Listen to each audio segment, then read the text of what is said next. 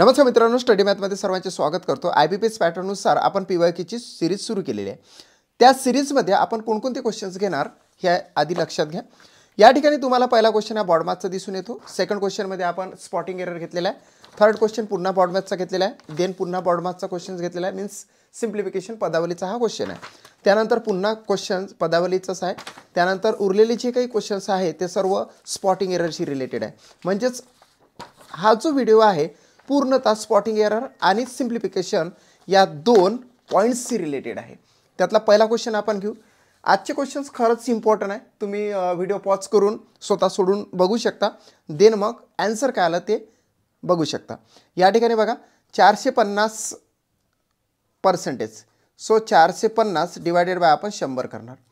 Of म्हणजे होते गुणाकार, एक्स व्हॉट म्हणजे एक्स डिवायडेड बाय 90 प्लस 350 भागिले काय तर 100, ऑफ म्हणजेच गुणाकार, हे 200 भागिले हे 70 बरोबर आले 20। मित्रांनो, कशा पद्धतीने आपण सॉल्व करू एक एक एक एक तुम्हाला समजून सांगतोय। या ठिकाणी बघा, या ठिकाणी सर्वप्रथम हा गुणाकार आपल्याला करावा लागेल किंवा हा भागाकार करावा लागेल, ठीक आहे। नंतर हा गुणाकार आणि या ठिकाणी हा भागाकार आहे। आपण भागाकाराला गुणाकारामध्ये कन्वर्ट करूया। कसं बघा की भागिले जे 90 आहे तर या ठिकाणी काही भाग आपण देऊन घेऊ। या ठिकाणी बघा, याला गुणिले काय करता येतं, गुणिले यालाच गुणिले आपण 1/90 करू शकतो, कारण की याच्या बॉटमला 1 असते आणि असं इन्व्हर्स होते, ते 1 वर जातो आणि 90 खाली येते। म्हणजे 450 भागिले काय 100 गुणिले एक्स गुणिले 1/90 प्लस या ठिकाणी 350 या ठिकाणी 100 गुणिले 200, याला सुद्धा गुणाकार करू, असं जे आहे 1 वर आणि 70 खाली, म्हणजेच गुणिले 1/70 बरोबर 20 आहे। आता हे जे दोन गुणाकार आहे हे सेपरेटली आपण सॉल्व करून घेऊ। या ठिकाणी बघा, हा 0 कॅन्सल झाला, हा 0 कॅन्सल झाला।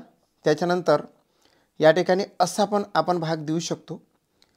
5 9 45, 5 2 10 झालं, 9 1 9, 9 10 90, म्हणजेच या ठिकाणी जर बघितलं तर 1 भागिले 1 म्हणजेच 1x, हां 1x म्हणजेच काय x बरोबर भागिले 2 गुणिले 10, 2 गुणिले 10 म्हणजेच या ठिकाणी 20, x भागिले 20 आले। प्लस या ठिकाणी बघा असा आपण भाग देऊ शकतो, 0 0 कॅन्सल, 7 1 7, 7 5 35 झालं, 100 1 100, 100 2 200, या ठिकाणी काय झाले 5 2 10 झाले, 10 बरोबर हे 20।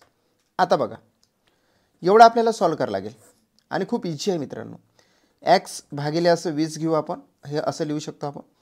हा प्लस जो आहे इकडे जाऊन मायनस होईल, म्हणजेच 20 वजा 10, देन काय येतं एक्स भागिले 20 बरोबर हे काय झाले तर 10 झाले। आता मित्रांनो या ठिकाणी लक्षात घ्या, एक्स बरोबर हे 10, हा जो भागाकार आहे भागिले गुणिले, भागिल्याचं इकडे काय जातं तर गुणिले होते, म्हणजेच 20 झाले। एक्स बरोबर या ठिकाणी 200 येते। प्रॉपर आन्सर आपला सी। याच पद्धतीने आपण नेक्स्ट क्वेश्चन आपण सॉल्व करून घेऊ। It's very important. पहिला प्रश्न आपण योग्यरित्या सॉल्व केलेला आहे। त्याच्यानंतरचा क्वेश्चन आपण घेतला जो स्पॉटिंग एररशी रिलेटेड आहे। तुम्हाला माहीतच आहे या स्पॉटिंग एररचं सेकंड स्वरूप काय आहे, म्हणजेच वेगवेगळ्या पद्धतीचे फॉर्मॅट असतात स्पॉटिंग एरर विचारण्याचे। Select the phrase from the option below, खाली जे ऑप्शन दिलेले आहे first second third fourth and fifth below that should replace the underline phrase in the sentence. या ठिकाणी जे फ्रेज आहे ते अंडरलाइन केले नाही, मात्र या ठिकाणी डार्क केले, आपण अंडरलाइन करून घेऊ।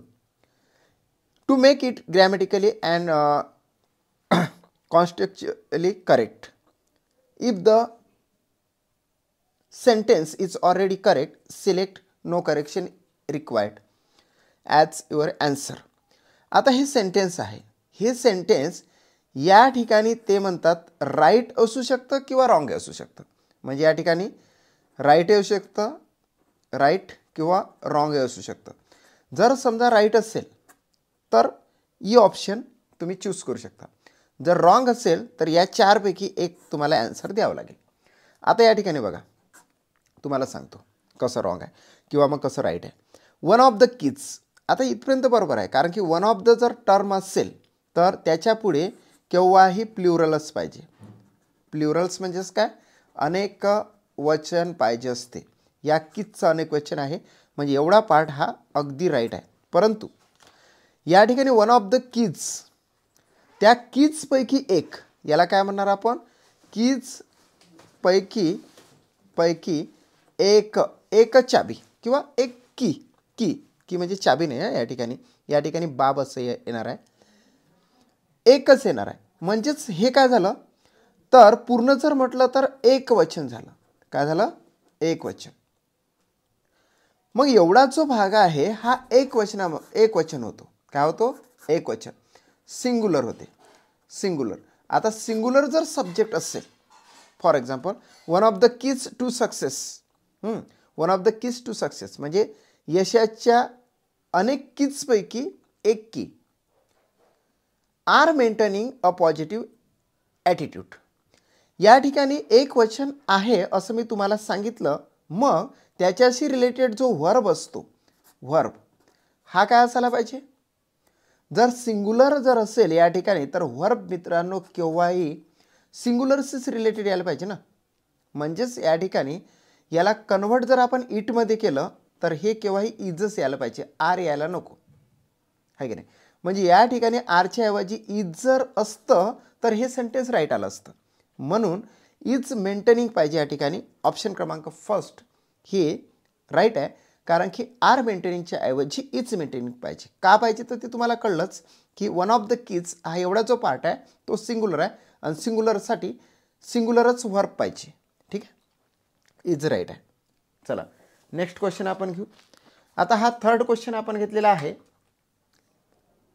बॉडमासशी रिलेटेड, सिम्प्लिफिकेशनशी रिलेटेड. इट्स व्हेरी इझी मित्रांनो. एक गोष्ट तुम्हाला सांगतो, 2.5 आणि टक्के जर असेल ना तर डायरेक्टली ह्या 2.5चे 25 लिहायचे. आपण नेहमीच टक्के म्हणजे भागिले 100 लिहित असतो की नाही, असं करून भागिले 100 लिहित असतो की नाही. पण इथं काय करायचं, असं लिहित असतो आपण 2.5 भागिले 100. पण आपण काय केलं, पॉईंट हटवून द्यायचा, डायरेक्ट भागिले 1000 करायचे. हे बेसिक आहे. गुणिले काय 40 प्लस, या ठिकाणी सुद्धा तसंच करा. 45 भागिले काय करायचं 1000 करायचं. झालं. गुणिले 80 बरोबर या ठिकाणी x भागिले 100 गुणिले काय 10. It's very easy. आता कसं आपण फाइंड आउट करणार बघा. या ठिकाणी 25 एक 25, 25 चूक 100, हा शून्य इथं, हा शून्य इथं लावल्याबरोबर हा 40 कॅन्सल. म्हणजे या ठिकाणी आला 1 अधिक. आता हे पण आपण सॉल्व करून घेऊ. शून्य कॅन्सल, शून्य कॅन्सल झालं, 0 कॅन्सल. आता या ठिकाणी 5 9 45, 5 2 10 म्हणजे हे झाले 20. आता आणखी भाग देऊ शकतो आपण. या ठिकाणी डायरेक्टच केलं असतं चालत होतं, पण आपण ठीक आहे. या ठिकाणी बघा 4 2 8, 4 5 20 झालं. आता 9 2 18 भागिले 5 झाले. या ठिकाणी 18 भागिले 5 बरोबर x भागिले 100 गुणिले 10. हे सुद्धा आपण सॉल्व करू शकतो. 0 कॅन्सल, 0 कॅन्सल म्हणजे या ठिकाणी आला x भागिले 10, x भागिले 10 असं आपण लिहू शकतो. या ठिकाणी बघा इथे आपण असा पण भाग देऊ शकतो बघा. 5 1 असा गुणाकार 5 1 5 होते आणि हे बेरीज होते. 5 1 5 अधिक 18, 5 अधिक 18 भागिले हे 5 म्हणजे आपण x भागिले 10, इथं पण आपण 18 पास काय होते 23 भागिले 5 असं करू शकतो. आता देअरफॉर ही इकडे आणू आपण x भागिले 10 आणि हे थोडंसं इकडे नेऊ 23 भागिले 5. आता मित्रांनो तुम्हाला माहीत असेल हा भागिले जे 10 आहे तो इकडे गुणिले 10 होऊ शकतो, होतो. आता हा आपण भाग देऊ शकतो. रिलॅक्स मूडने मी तुम्हाला समजून देतो. 5 1 5, 5 2 किती 10. आता 23 2 किती मग x बरोबर 23 गुणिले 2 म्हणजेच आलं ॲन्सर 46. कसे सॉल्व केला करा, तुमचं आलं ॲन्सर 46 आलं पाहिजे. नेक्स्ट क्वेश्चन आपण घेऊ. VVIMPच क्वेश्चन आहे आज, हे पदावलीची सुद्धा. मित्रांनो जर तुम्हाला अंडररूटमध्ये 676 येत नसेल तर मग हा प्रश्न तुम्हाला येणार नाही. अंडररूटमध्ये 676 म्हणजे होता 26. प्लस 8चा वर्ग किती तर 64 गुणिले हे 5.5 आपण तसेच घेऊ प्लस 7चा घन म्हणजे किती 343 बरोबर x अधिक 121. आता या ठिकाणी बॉडमाच्या नियमानुसार गुणाकार करावा लागेल आपल्याला क्रमप्राप्त आहे तो. या ठिकाणी गुणाकार करत असताना 5 चूक किती 20 हातचे 2 आले. हे बघा असं 5 चूक 20 हातचे 2 5 कम 30 आणि 2 32 झालं. नंतर 5 64 गुणिले 5 केले तेवढे आले तर पुन्हा इथं 5 आहे म्हणून हा 320 असा आपण घेऊन घेऊ म्हणजे हे झाले एवढे. झालं 3520 पण एका अंकानंतर पॉईंट आहे इथं म्हणून इथं आपण पॉईंट दिला म्हणजे हे झाले फक्त 352. 24 अधिक 352 अधिक 343 बरोबर x प्लस 121 या स्टेप्सवर आपण आलेलो. आता या सगळ्यांची बेरीज करूया आपण. 3 आणि 2 किती 5 5 आणि 6 किती 11 हात चावला 1 5 आणि 5 10 10 आणि 2 किती 12 हात चावला 1 3 आणि 1 4 4 आणि 3 किती 7 721 बरोबर x अधिक 121. मित्रांनो हा x इथंच ठेवला हा प्लसचा इकडे मायनस केला तर 721 वजा 121 बरोबर x बरोबर मित्रांनो या ठिकाणी काय येणार आहे 600. प्रॉपर आन्सर आहे 600 ई. नेक्स्ट क्वेश्चन आणि VVIMP आहे. या ठिकाणी बघा आता आपण उरलेल्या सर्व स्पॉटिंग एरर घेऊनच घेऊ त्याच्यानंतर मग ॲट लास्ट आपण आणखी एक पदावलीचा क्वेश्चन घेऊ. बघा हे तुम्हाला माहीतच आहे काय आहे तर अंडरलाईन केलेला किंवा हा जो भाग आहे हा एवढा भाग each of the employees need to submit their reports by Friday. या ठिकाणी लक्षात घ्या की ग्रॅमॅटिकली कोणती या ठिकाणी एरर आहे. इच ऑफ द एम्प्लॉईज या ठिकाणी लक्षात घ्या इच ऑफ द एम्प्लॉईज एम्प्लॉईज म्हणजेच काय नोकर वर्ग नोकरांपैकी एक इच ऑफ द एम्प्लॉईज म्हणजेच जे काही एम्प्लॉईज आहे त्यातील प्रत्येकाला आपण काय म्हणू प्रत्येकाला असं आपण मराठीत घेऊ. प्रत्येकाला म्हणजेच या ठिकाणी काय येणार आहे तर प्रत्येकाला म्हणजे प्रत्येक एक प्रत्येक म्हणजे एकाला हां आपण असं करूया एकाला म्हणजे याचा अर्थ की हे इच ऑफ द एम्प्लॉईज हा एवढा जो पार्ट आहे तो सिंग्युलर आहे. काय आहे सिंग्युलर आहे एकवचनी आहे. एकवचनी जर असेल तर त्याच्याशी रिलेटेड येणारा जे हे व्हर्ब आहे व्हर्ब तर त्याचं स्वरूपसुद्धा एकवचनीच असायला पाहिजे.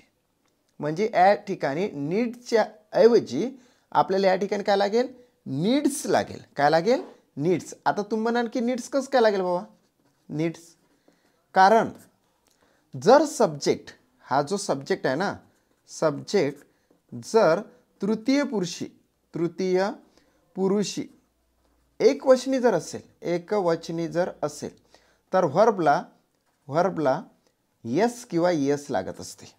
म्हणून या ठिकाणी नीड्सचं काय होणार आहे नीड्स होणार आहे. आणि एक गोष्ट लक्षात ठेवा की हा इच ऑफ द एम्प्लॉईज हा जो पार्ट आहे तो सिंग्युलर आहे. तो एम्प्लॉईजला रिप्रेझेंट नाही करत तर ह्या इच ऑफ दला रिप्रेझेंट करते. म्हणजे इच म्हणजे प्रत्येक या शब्दाला रिप्रेझेंट करते म्हणूनच हा पार्ट सिंग्युलर आहे. आणि सिंग्युलर आहे म्हणून इथं काय पाहिजे तर व्हर्बला यस किंवा यस लागलेला असला पाहिजे. म्हणून या ठिकाणी यस लागतो.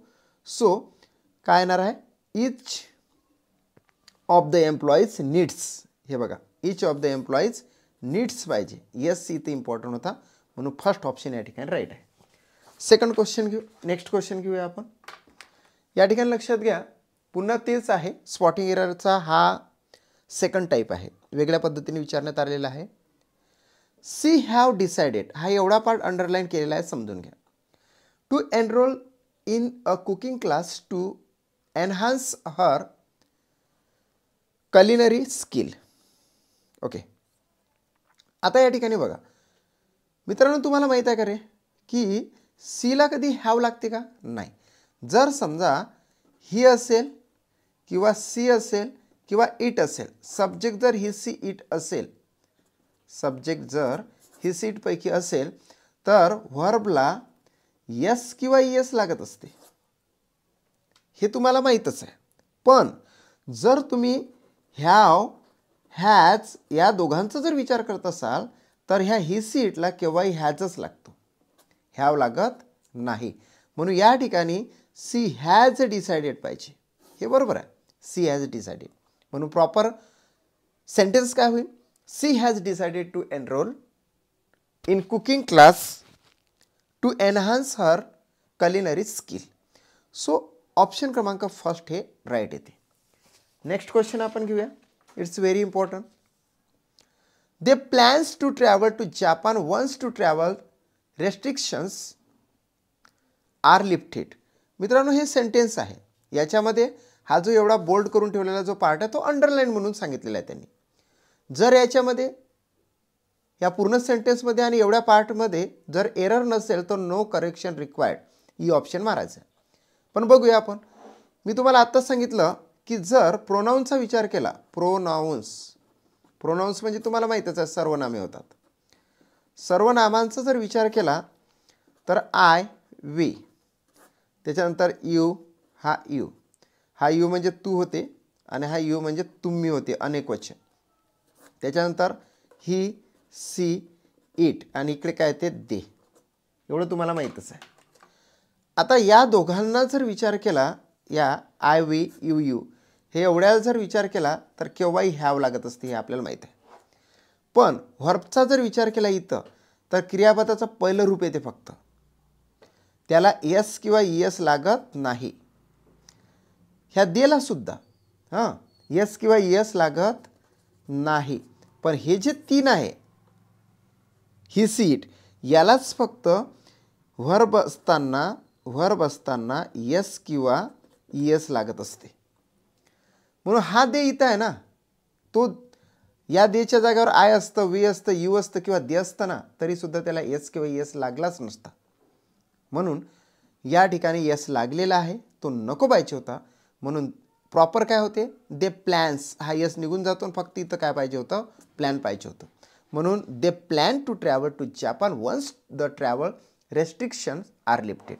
आता लक्षात आलेलं असेल तुम्हाला की आय असेल, वी असेल, यू असेल किंवा दे असेल तर याला एस किंवा ईएस लागत नाही क्रियापदाचं पहिलं रूप लावत असताना. जर क्रियापदाचं पहिलं रूप लावणे तिथं क्रमप्राप्त जर असेल तर आपण विदाऊट एस ऑर ईएसनं लावू शकतो, है की नाही. सो ॲन्सर येते या ठिकाणी plan to travel, b option या ठिकाणी राईट येते, कारण की इथं फक्त प्लॅन घेतलेला आहे. They plan to travel to Japan once the travels restrictions are lifted. Next question, it's very important. आता या ठिकाणी बघा, despite the many challenges the project were completed on time. आता बरेचसे चॅलेंजेस ॲक्सेप्ट करून वगळून project were completed on time. या ठिकाणी बघा, द प्रोजेक्ट म्हणजेच काय? तो जो उपक्रम आहे, उपक्रम किंवा जे काही काम असेल ते तो एकवचनी आहे, एकवचनात आहे ना. एकवचनात कधीतरी वेअर लागेल का? सांगा, वेअर लागणार आहे का? नाही. तर याच्यातच पास्ट टेन्समध्ये असणारं जे व्हर्ब आहे ते काय येणार आहे? वॉज येणार आहे. वॉज किंवा वेअर आपण वापरू शकतो. वेअर तर आपण घेणार नाही, कारण इथं प्रोजेक्ट्स अनेक वचन जर असतं तर वेअर घेतलं असतं. पण या ठिकाणी हा एकवचनात असल्या कारणाने आपण इथं वॉज घेणार आहोत. आलं की नाही? म्हणून या ठिकाणी करेक्शनची गरज आहे. वेअरच्या जागेवर आपल्याला वॉज पाहिजे, म्हणून प्रॉपर आन्सर येते काय? The project. याला आपण येस नाही करणार, तो प्रोजेक्ट आहे तो प्रोजेक्ट आहेच. द प्रोजेक्ट वॉज कम्प्लिटेड पाहिजे आपल्याला. सो ॲन्सर येते फर्स्ट. नेक्स्ट क्वेश्चन VVIMP आहे आणि शेवटचा हा आपला एक क्वेश्चन आहे. ठीक आहे, हा एक महत्त्वाचा शेवटपर्यंत व्हिडिओ तुम्ही बघा. आता हा वेगळ्या पद्धतीचा आहे. In the following question some parts of the sentence may have an error. इथं पार्ट्स पाडण्यात आलेल्या first part A, B, C, D आणि E. हा पण एक एरर विचारण्याचा एक ट्रॅक आहे आणि याच्या आधीचे जे क्वेश्चन्स मी घेतले तो सुद्धा एक ट्रॅक आहे. 3-4 पद्धतीनं तुम्हाला एरर फाइंड आउट करण्यासाठी विचारलं जाते. 2 मी टाईप्स घेतलेले आहे. याच्यामध्ये बघा, one of the thing that attracted me this field is the opportunity to make a difference in people's lives. आता इथं पहिल्या पार्टमध्ये जर बघितलं तर वन ऑफ द थिंग आहे. वन ऑफ दच्या पुढे केव्हाही प्ल्युरल येते, प्ल्युरलच या ठिकाणी नाऊन येते. म्हणजे थिंग असेल किंवा या ठिकाणी काही जरी असेल ना या ठिकाणी वन ऑफ दच्या नंतर तर ते प्ल्युरलच पाहिजे. इथं तर मात्र सिंग्युलर आहे, पण आपल्याला काय पाहिजे, प्ल्युरल पाहिजे. म्हणजेच या थिंगला केव्हाही एस लागला असला पाहिजे, एस किंवा एस. म्हणून फर्स्ट ए मध्येच काय आहे तर एरर आहे. सो ए पार्टमध्ये एरर आहे. त्या ठिकाणी प्रॉपर सेंटेन्स काय पाहिजे होतं आपल्याला, one of the things that attracted me to this field is the opportunity to make a difference in people's lives. So option क्रमांक फर्स्ट या ठिकाणी राईट येते, त्याच्यामध्ये एरर असल्या कारणाने. There is a last question, it's very important for all of us. हा प्रश्न बघा, खतरनाक प्रश्न आहे. याला सॉल्व करून तर बघा, तुम्ही पॉज करा व्हिडिओ आणि करून तर बघा कशी मजा येते बघा. या ठिकाणी बघा 2 अधिक 3 वजा 1 हे बाजूला काढून घेऊ. त्याच्यानंतर असा अधिक घेऊ मोठा. त्याच्यानंतर हा जो आहे 1/4 1/6 आणि 2/8 हे लिहून घेऊ. 1/4 अधिक 1/6 वजा 2/8. आपण 2 पार्ट केले, बरोबर केले की नाही. हा पहिला पार्ट आपण सॉल्व करूनच घेऊ या ठिकाणी. त्याच्यानंतर इथं एक्स अधिक याला आपण 1.1/12 म्हणू. झालं. आता एक एक एक एक सॉल्व करणं चालू करून देऊ. 3 आणि 2 किती 5. 5 वजा 1 म्हणजे किती झाले 4. 4 अधिक झाले. हे चालू झालं आपल्याला काम. आता या ठिकाणी क्रॉस मल्टिप्लिकेशन सुद्धा करू शकता तुम्ही. मी काय म्हटलं, क्रॉस मल्टिप्लिकेशन सुद्धा करू शकता किंवा तुम्ही LCM काढून त्याचा आन्सर काढू शकता. आता आपण LCMचा विचार करू. मला सांगा 4, 6, 8चं LCM काय निघते. 4, 6, 8चं LCM निघते मित्रांनो 24. कसं निघते बरं, असं जर विचार केला तर 4, 6 आणि 8 हे 3 आपण लिहून घेतले तोंडी तोंडी. बघा एका संख्येने दुसऱ्या संख्येला भाग जात असेल तर मोठी संख्या लसावी असते. इथं भाग जाते, हे झालं लसावी. याला आपण कट करू. आता 6 आणि 8चा जर विचार केला तर या ठिकाणी आपल्याला या दोघांना कोणत्या संख्येने भाग जातो, तो 2ने जातो. मग 2ने भाग जातो. ह्या 6 आणि 8चा मसावी झाला 2, बरोबर. मग ह्या 2ला आपण काय करूया, कुठल्या तरी एका संख्येला भाग देऊ. 2 1 2 2 3 6 आणि याचा गुणाकार करू. 3 8 24 असे आले 3 24. आता ह्या 4 आणि 24चा भाग देऊ, 6 आणि 24चा भाग देऊ आणि 8 आणि 24चा भाग देऊ. आता भाग कसा देतो बघा, 4 सकम 24 4 सकम 24 भाग आले आणि याचा आणि याचा करायचा गुणाकार. 6 1 6 अधिक 6 चूक 24 या ठिकाणी 4 1 4 वजा 8 3 किती 24 3 2 किती 6 झालं, बरोबर. एक्स अधिक हे पूर्ण करून घेऊ. 12 1 12 12 1 13 13/12 होय. हे 13/12 झालं. आता एवढा भाग आपण सॉल्व करू. इथं 6 आणि 4 किती 10 10 आणि 6 10 वजा 6 म्हणजे पुन्हा काय आले 4.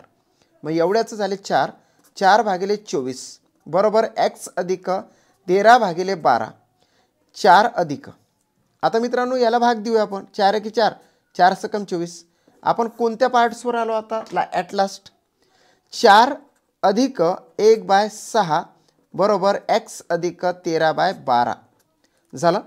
आता आपण याला असं करून घेऊ 6 चूक 24 24 ने 1 25 हे होय 25/6 25/6 बरोबर एक्स अधिक 13/12. मित्रांनो काही पण करू शकता तुम्ही, डझंट मॅटर. या ठिकाणी आपण एक्स बरोबर हा जो एवढा पार्ट आहे इकडे वजा बाकीला जाईल. 25/6 वजा 13/12. मित्रांनो एवढं जर तुम्ही सॉल्व केलं तर या दोनचा मसावी येतो 12. बघा 12, कारण की एका संख्येने दुसऱ्या संख्येला भाग जाते. 12 आले. आता ह्या 6 ने 12ला भाग देऊ तर इथे येते 2 आणि 2 आणि 25चा गुणाकार केला तर इथे येते 50. इथे येते 50. हे 5 होय. 50 वजा चिन्ह आहे, वजा देऊ. आता 12 1 12 12चा आणि 12चा भाग दिला तर 12 1 12 आणि 13 1 13 इथं घेतले 13 आलं आन्सर. आता बघा 50 मधून 13 गेले किती राहतात, 50 मधून 13 गेले किती राहतात तर मला 37 दिसून येतात. 37/12 37/12चं स्प्लिटिंग करूया कसं होत असते बघा. 37/12 12 किती 36 उरला किती 1 म्हणजे प्रॉपर आन्सर येते 3.1/12. आळेतेळ्या कोणत्याही मार्गाने सॉल्व केलं तरी चालते, आन्सर आणण्याची मतलब. तर सी हे प्रॉपर ॲन्सर आलेलं आहे. अशा पद्धतीने आपण 10 प्रश्न घेतले. जर मित्रांनो बघा, जर तुम्हाला PDF पाहिजे असेल तर ह्या बॉडमासच्या क्वेश्चनची 1000 क्वेश्चन्सची PDF माझ्याकडे आहे. म्हणजे लक्षात घ्या, या प्रकारचे 1000 क्वेश्चन्स आपण सॉल्व करत आहोत. आणि आता जे आपण स्पॉटिंग एरर घेत आहोत की नाही, त्याच्यावाले किमान 100 क्वेश्चन्स आपण पूर्ण करणार आहोत याच सिरीजच्या माध्यमातून. म्हणून ही सिरीज नेहमी बघा, आपल्या मित्रापर्यंत हा व्हिडिओ शेअर करत चला. आणि जर चॅनल तुम्ही सबस्क्राईब केलं नसेल आतापर्यंत तर चॅनल सबस्क्राईब करूनच घ्या, कारण की येणाऱ्या टेटसाठी किंवा अन्य एक्झामिनेशनसाठी आपले हे व्हिडिओ तुम्हाला कामीच पडणार आहे. Thanks for watching my video.